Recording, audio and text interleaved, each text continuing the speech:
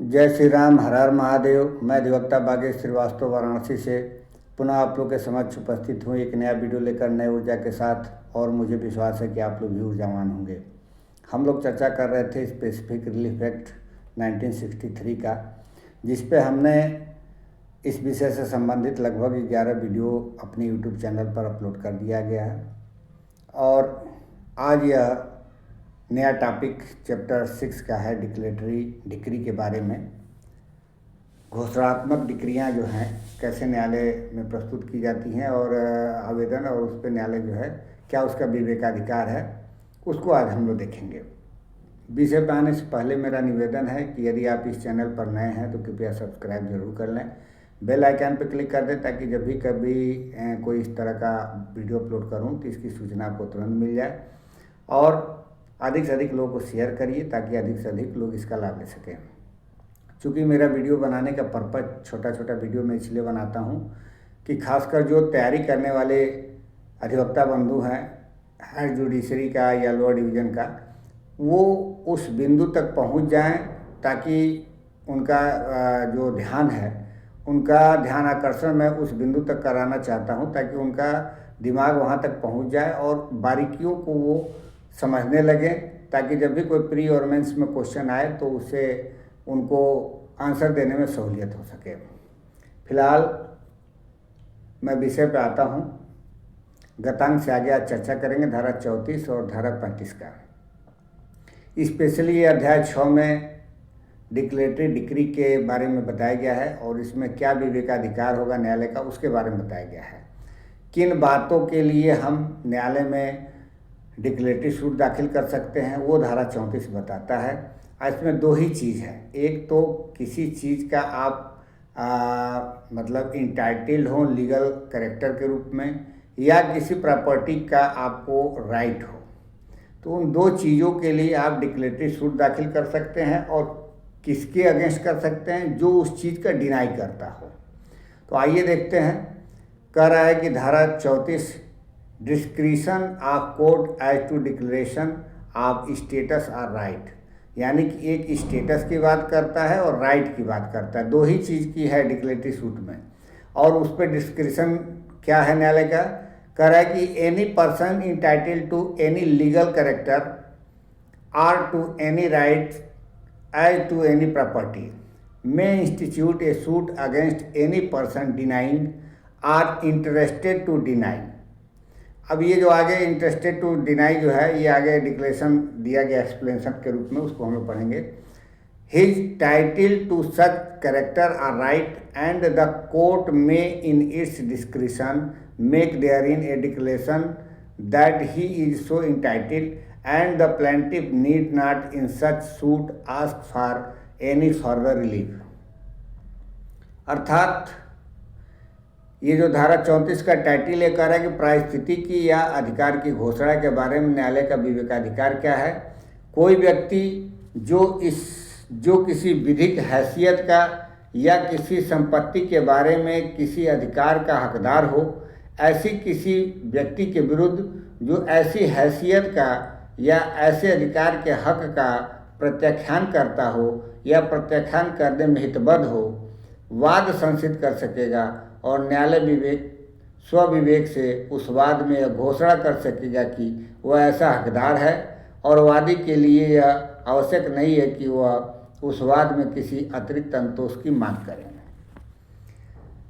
अब इसके कहने का मतलब यही है। अब इसको प्रोविजो इसका देख लेते हैं, उसके बाद इस धारे का सारगर्भित क्या अर्थ है इसको आपको समझ में आ जाएगा। Provided that no court shall make any such declaration where the plaintiff being able to seek further relief than a mere declaration of title omits to do so। Proviso इसका कह रहा है कि परंतु कोई भी न्यायालय वहाँ ऐसी घोषणा नहीं करेगा जहाँ की वादी हक की घोषणा मात्र के अतिरिक्त कोई संतोष मांगने के योग्य होते हुए भी वैसा करने में लोग करे। अब जो ऊपर का आखिरी मेन धारा का जो पैरा का आखिरी जो लाइन है वो ये कहता है कि वह ऐसा हकदार है और वादी के लिए आवश्यक नहीं है कि वह उस वाद में किसी अतिरिक्त संतोष की मांग करे। अब यहाँ पे ये कह दिया है कि कोई अंतोष मांग किए बिना भी केवल डिक्लेरेटरी सूट दाखिल किया जा सकता है, ये जो मेन पैरा है। लेकिन प्रोविजो इसका कह रहा है कि यदि कोई मांग नहीं किया गया है, लोप किया गया है इस संतोष के अलावा, तो उस पर न्यायालय कोई किसी प्रकार का कोई आदेश नहीं करेगा। मतलब कि यहाँ पे सिर्फ और सिर्फ ये कह रहा है कि आप डिक्लेरेटरी सूट के लिए स्पेशली न्यायालय में जा सकते हैं और उस पर न्यायालय विचार करके अपना जो विवेकाधिकार है उसका प्रयोग करते हुए एक डिक्री जो है पारित कर सकता है वो न्यायालय। और उसमें ज़रूरी नहीं है कि आप अन्य अंतोष मांगें, और प्रोविजो इसका कह रहा है कि यदि आप अन्य अंतोष नहीं मांगे हैं तो उस पर भी कोई न्यायालय जो है आदेश नहीं करेगा। अब जो हितबद्ध की बात हम लोग देख रहे थे कि इसमें जो डिनाई करने वाला है पर्सन, अगर जो इंटरेस्टेड टू डिनाई है तो उसका क्या इसमें एक्सप्लेनेशन में रोल है वो बताता है। तो एक्सप्लेनेशन कह रहा है कि ये trustee of property is a person interested to deny a title adverse to the title of someone who is not existence and for whom if in existence he would be a trustee. एक presumption की बात कर रहा है कि वर्तमान में यदि संपत्ति का न्यासी ऐसे हक का प्रत्याख्यान करने में हितबद्ध व्यक्ति है जो ऐसे व्यक्ति के हक के प्रतिकूल हो जो अस्तित्व में नहीं है और जिसके लिए वह न्यासी होता यदि वह व्यक्ति अस्तित्व में होता। मतलब उस प्रज्यूम्पशन की बात कर रहा है कि आखिर वो a title adverse to the little of title of someone who is not existence, मतलब उसके भी बारे में बात कर रहा है कि ये पर्सन इंटरेस्टेड टू डिनाई कौन हो सकता है।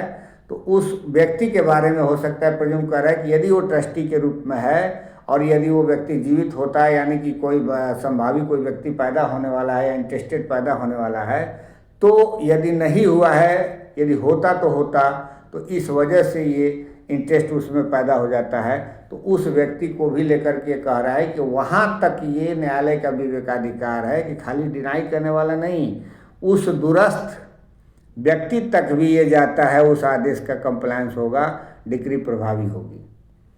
अब इफेक्ट क्या कर रहा है धारा 35 की इफेक्ट ऑफ डिक्लेरेशन, जो घोषणा होगा उसका क्या इफेक्ट होगा। तो ये कह रहा है कि declaration made under this chapter is binding only on the parties to the suit। अब आप इस चीज़ को समझिए, जो सूट का पार्टी नहीं है उसके ऊपर कोई किसी प्रकार का डिक्लेरेशन सूट में जो डिक्री पारित गई है उसका कोई प्रभाव नहीं पड़ेगा, चाहे वो भले ही हितबद्ध ही क्यों न उसमें पक्षकार हो, उसका लीगल हायर ही क्यों न हो। यहाँ सीधे सीधे ये कह दे रहा है कि ये declaration made under this chapter is binding only on the parties to the suit. जो सूट का पक्षकार है, वाद का पक्षकार है, उसी के ऊपर सिर्फ घोषणात्मक डिक्री का जो है प्रभाव होगा। उसके बाद कह रहा है कि person claiming through them respectively and where any of the parties are trustee on the persons for whom if in existence at the date of the declaration such parties would be trustee। अब यहाँ पे जो ये बात कह रहा है trustee के बारे में, वो ये कह रहा है कि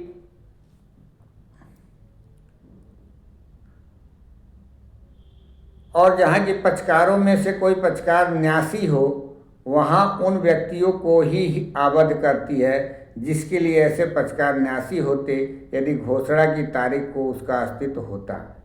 मतलब जिनके लिए वह न्यासी है। जैसे अब न्यास का यहाँ डिफिनेशन तो करना संभव नहीं है, बहुत लंबा वीडियो हो जाएगा, लेकिन जब ट्रस्ट एक्ट पढ़ते हैं तो उसमें 3 पक्षकार होते हैं। एक न्यासकर्ता होता है, दूसरा न्यासी होता है और तीसरा हिताधिकारी होता है, यानी कि जिसके लिए न्यासी उस प्रॉपर्टी को होल्ड करके रखता है हिताधिकारी के लिए। तो यहाँ हिताधिकारी की बात कर रहा है कि यदि हिताधिकारी जिसके लिए वो न्यासी है तो उस न्यासी पर भी ये डिक्लेरेशन सूट अगर जो कोई दाखिल किया है या उसके द्वारा किया गया है तो वो इफेक्ट करेगा, प्रभाव करेगा, क्योंकि वहाँ पे इंटरेस्ट हिताधिकारियों के लिए बढ़ जाता है। तो इस प्रकार हम लोगों ने धारा 34 और धारा 35 2 धाराओं को देखा। सिर्फ 2 धाराएं हैं, लेकिन प्रैक्टिकल के दृष्टि से और परीक्षा की दृष्टि से ये बहुत ज़्यादा आता है।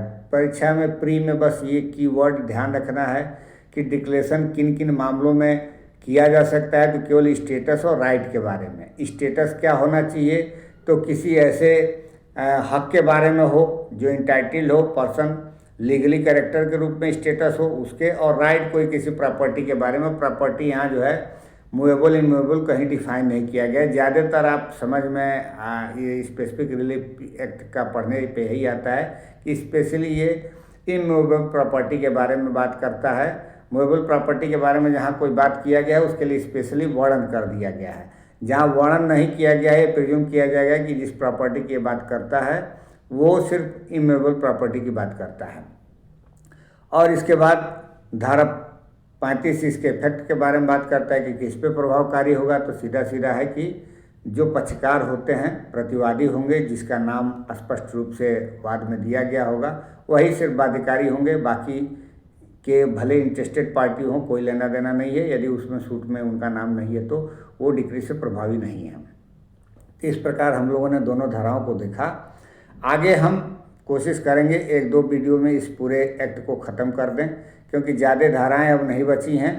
और अब इसके बाद जो है खासकर प्रैक्टिकली जो इंजंक्शन की बात आता है वो हम लोग देखेंगे कि किस प्रकार का मैंडेटरी इंजंक्शन होता है, और नकारात्मक इंजंक्शन भी होता है, और सकारात्मक इंजंक्शन भी होता है, परपेचुअल इंजंक्शन भी होता है। तो इन सब चीज़ों को देखा जाएगा कि कौन जो है टेम्प्रोरी इंजंक्शन है, कौन परपेचुअल इंजंक्शन है, उसके बारे में हम लोग चर्चा करेंगे। और perpetual injunction specially specific relief act द्वारा ही मिलता है, और जो अस्थायी निषेधाज्ञा की जो हम लोग बात करते हैं वो आदेश 39 CPC के तहत दिया जाता है। तो इन दोनों धाराओं का हम लोग टैली करते हुए चर्चा करेंगे। फिलहाल के लिए आप लोग इजाज़त दीजिए, और जाने से पहले मेरा पुनः निवेदन है कि मेरे इस वीडियो पे यदि आप नए हैं तो ज़रूर सब्सक्राइब कर लीजिए और अन्य लोगों को भी शेयर करिए, ताकि अधिक से अधिक लोग इसका लाभ ले सकें। मिलते हैं अगले वीडियो में नए ऊर्जा के साथ, तब तक के लिए इजाज़त दीजिए। धन्यवाद।